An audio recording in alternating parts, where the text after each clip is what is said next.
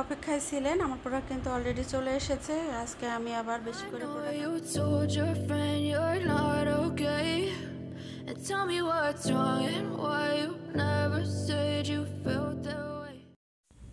Hello everyone আসসালামু আলাইকুম কেমন আছেন সবাই আজকে আমার এই বেলকনি থেকে ভিডিওটা শুরু করলাম তো আমি কিন্তু কয়েকটা মিষ্টি কুমড়া বীজ লাগিয়েছিলাম মাশাআল্লাহ কি সুন্দর করে গাছগুলো হয়ে উঠেছে তাই না তো জীবনটা যখন শুরু হয় তখন কিন্তু এরকম সুন্দর তরতাজাই থাকে তারপরে আস্তে আস্তে যখন বড় হতে হয় তখন অন্যের সাহায্য লাগে নিজের অনেক পরিশ্রম করতে হয় তাহলেই না জীবন সুন্দর হয় তাই না তো একটু আগে ঝুম বৃষ্টি হয়ে গেল প্রকৃতিটা কত সুন্দর এখনই মনে হচ্ছে রোদ উঠবে তো এদিকে এসে দেখলাম আমার কারি ফলগুলো পেকে গেছে তো উঠিয়ে নিচ্ছি কারণ এক ভাবি চেয়েছিল যে এটা দিয়ে গাছ লাগাবে তো ভাবলাম উঠিয়ে রাখি আর আমি কিন্তু এই ফলগুলো খেতে খুব পছন্দ করি অনেক সুন্দর একটা মানে গন্ধ আছে সাথে মিষ্টি লাগে তো আমি খেয়ে খেয়ে বিচিগুলো রেখে দিব কিছু বীজ নিয়ে যাব আমাদের বাড়িতে লাগানোর জন্য বাড়িতে যেহেতু যাচ্ছি আর কিছু বীজ আমি আমার ওই ভাবিটাকে দিব তো কেমন কালারটা কি সুন্দর তাই না জাম কালারের মতো আসলে খেতেও কিন্তু দারুণ লাগে আমার কাছে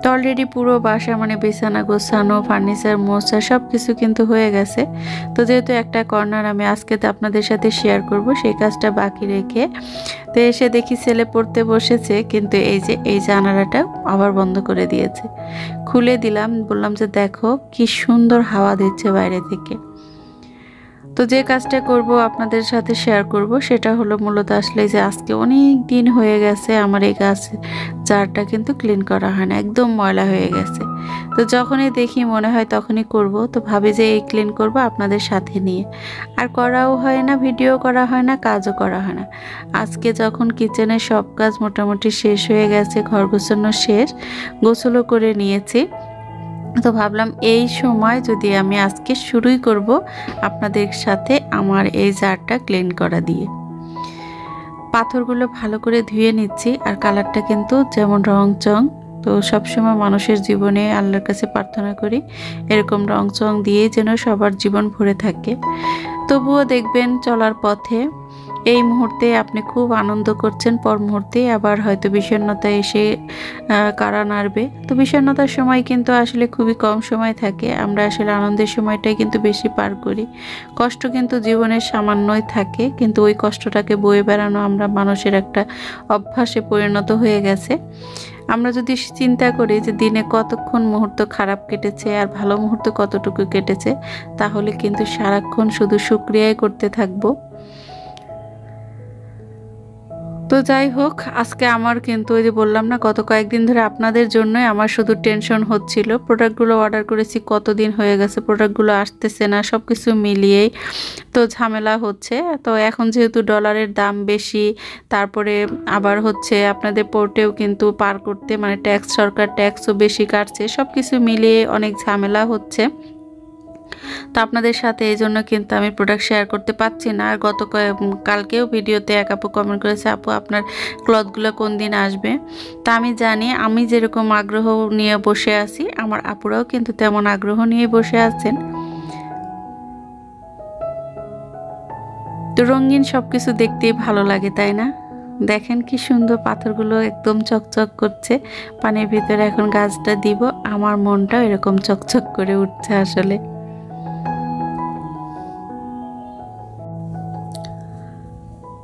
আজকে সুন্দর একটা কমেন্ট তো আপু কমেন্টটা করেছে হচ্ছে আমার ইনবক্সে যে আপু তুমি বিছানা গুছিয়েছো আমার কিন্তু খুব ভালো লেগেছে তো বিছানায় একটু কুশন দিবে আর হচ্ছে রানার দিবে দেখবে বিছানাটা আরও সুন্দর লাগবে তো আসলে এত সুন্দর সুন্দর কমেন্ট বা আমাকে ইনবক্স করে যে সকল আপুরা আমাকে মতামত দেন আমার যে এত ভালো লাগে যে কতটা ডিপলি একজন মানুষ ভালোবাসলে সেইভাবে সে কিন্তু জানাতে পারে তো আপুটাকে অসংখ্য ধন্যবাদ আজকে যদি তুমি ভিডিও দেখে থাকো তো তুমি যে এত সুন্দরভাবে বলেছো আমি কিন্তু অনেক খুশি হয়েছি আসলে আপু তুমি হয়তো নতুন এসেছো আমার কিন্তু আগের ব্লগগুলোতে আমি অতিরিক্ত বালিশ রাখতাম কুশন রাখতাম আমি বিছানায় তো আসলে একটা সময় দেখবে যে কোনো কাজই করতে করতে আর ভালো লাগে না তো তো এই যে এবার শীতের মাঝে যখন কুশনগুলো বালিশ মানে বিছানা থেকে সরিয়েছি, আমার কাছে এখন আরও দেওয়া হয়নি, কারণ একটু মনে হচ্ছে একটু সিম্পলভাবেই থাকি।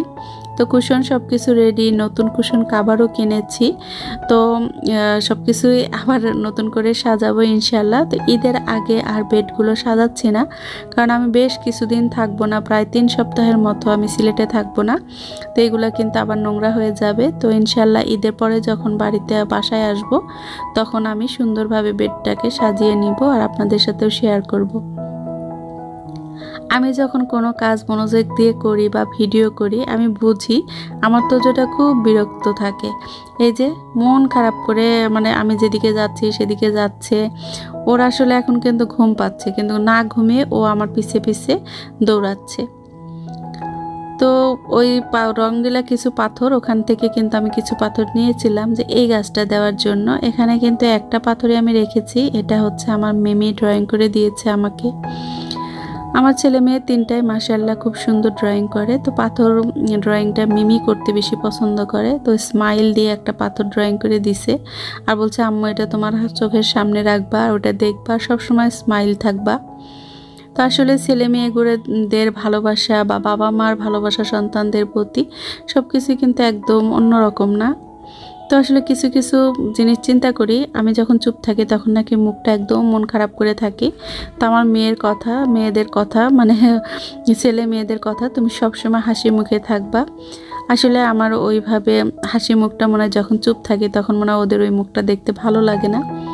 সেখান থেকে পাথরটা ও ড্রয়িং করে দিয়েছে। তো এটা আমি সবসময় আমার বেডের পাশে রাখি, গাছের ভিতরে দিয়ে। তো তার সাথে আজকে কিছু রঙিন পাথরও যোগ করে দিলাম।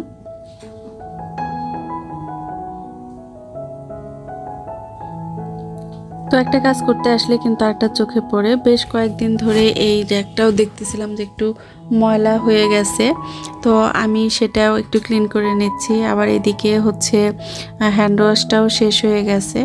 তো মানে আমরা কিন্তু এরকমই, তাই না? প্রতিদিনই দেখবেন সংসারের কাজ, আর আপনি যদি এক বেলা যে সকালে একটু আলসেমি করবেন, দেখবেন যে পরবর্তী দুপুরে কিন্তু অনেক কাজ জমে গেছে। আর একদিন যদি পুরোটা দিন আলসেমি করা যায়, পরদিন তো কাজ করে শেষই করা যায় না। তো এদিক দিয়ে আলহামদুলিল্লাহ আমি একটু হ্যাপি আছি। সেটা কারণ হচ্ছে আমাকে আল্লাহ সুন্দর একটা মেয়ে জুটিয়ে দিয়েছেন আমার ভাগ্যে, সেটা হচ্ছে শিউলি।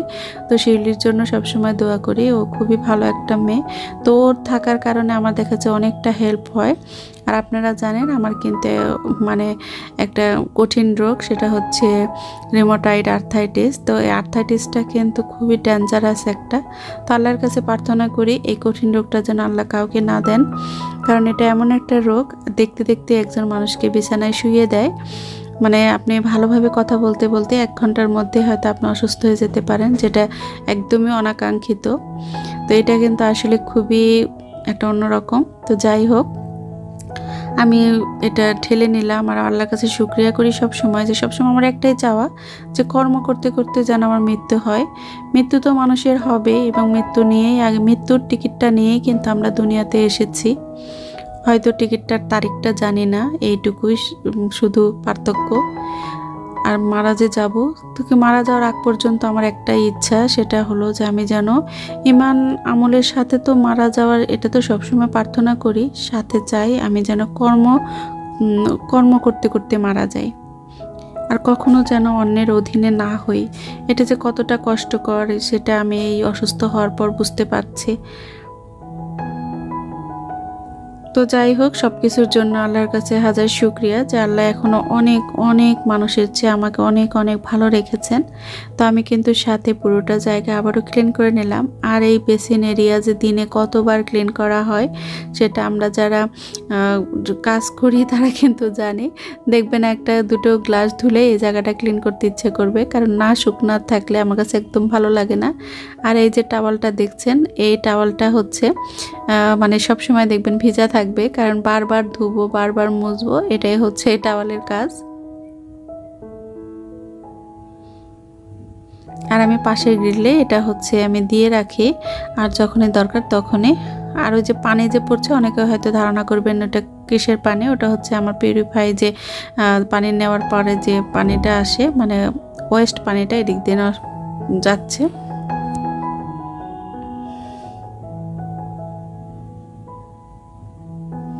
তো মুছে নিয়ে নিলাম। এখন যাব আমি একটু আমার আরেকটা ক্যাবিনেটের উপরে ক্লিন করব। তো কোনো জায়গা ক্লিন করার পরে সেই জায়গাটা দেখবেন দেখতে যেমন ভালো লাগে, সেই জায়গায় কাজ করতেও কিন্তু ভালো লাগে। এটা হচ্ছে আমার যে বেড সাইডের পাশে যে বুক সেলফ, সেই বুক সেলফের এখানে স্মাইলের এই পাথরটা রেখে দিয়ে আমি আমার সন্তানদের কথা মনে পড়ে, মানে যখন এটার দিক তাকাই তখন আমার সন্তানদের কথা মনে পড়ে আর ঠোঁটের কোণায় হাসিটা চলে আসে।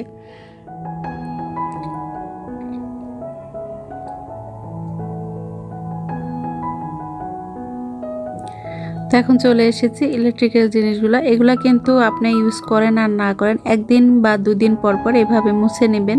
তা না হলে দেখবেন এর ভিতরে কিন্তু তেলাপোকা বাসা বাঁধবে। আমার কিন্তু একটা ওভেন, নতুন ওভেনে নষ্ট হয়ে গেছে শুধু তেলাপোকার কারণে।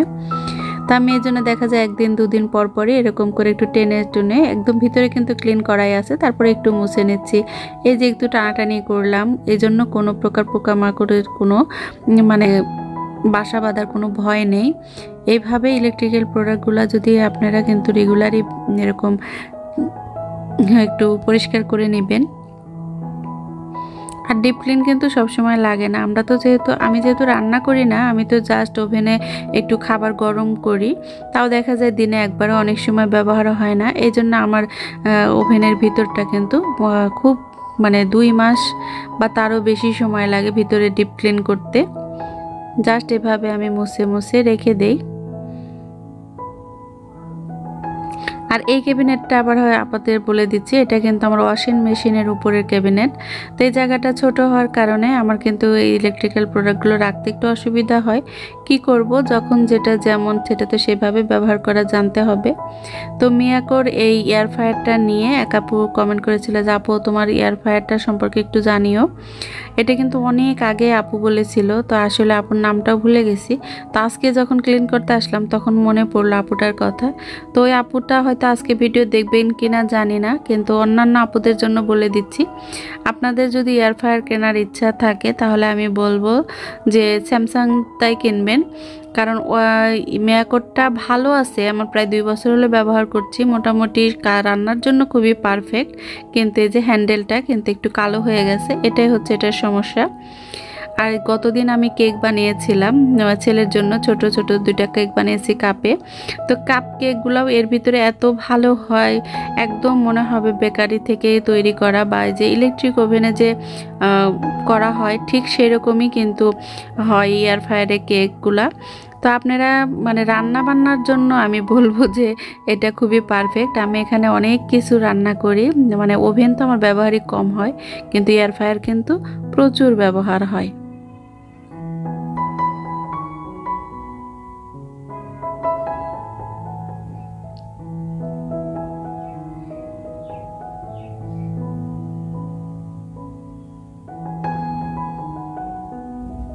তো ওর ভিতরে কোনো প্রকার ময়লা পড়েনি, এই জন্য আমি ফয়েলটা কিন্তু ফেলে দেইনি, আবার 2-1 বার ব্যবহার করা যাবে।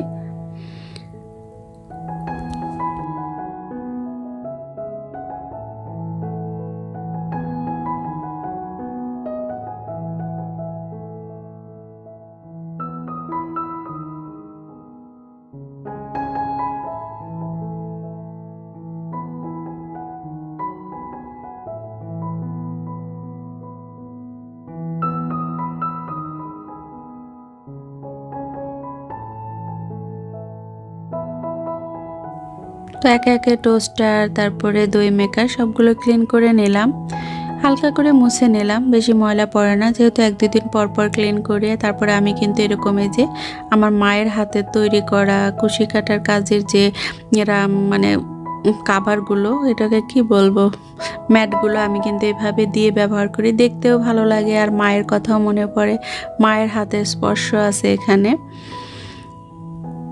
তো রেখে দিলাম।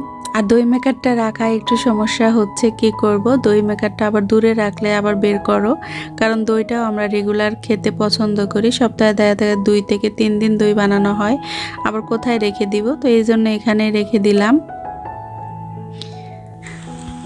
তো কেমন হয়েছে কমেন্ট করে জানাবেন। আমার ঘরে যা আছে আমার মন মতো করে সেটাই পরিষ্কার পরিচ্ছন্ন করে রাখার চেষ্টা করি, আর সেই কাজগুলো আপনাদের সাথে শেয়ার করি। আজকে রান্না করা আজকেও দেখানো হলো না, সিম্পল রেসিপি, ডিম দিয়ে আলু দিয়ে একটা সজনে দিয়ে ঝোল রান্না করা হয়েছে। আজকে আলু সজনা দিয়ে আজকে আমাদের খাওয়া দাওয়া হবে। এখানে ডিম রান্না করে নেওয়া হয়েছে, আর এখানে আছে আলু আর হচ্ছে সজনারই চচ্চড়ি। আলু দিয়ে সজনার চচ্চড়ি এটাও কিন্তু আমাদের খুবই পছন্দের। তো আজকে এই রান্নাই করা হলো, আজকে আর মাছ মাংস কোনো কিছু করা হয়নি। তো দুপুরে খাওয়া দাওয়া শেষ না করতেই তো কল আসলো যে প্রোডাক্ট চলে আসছে।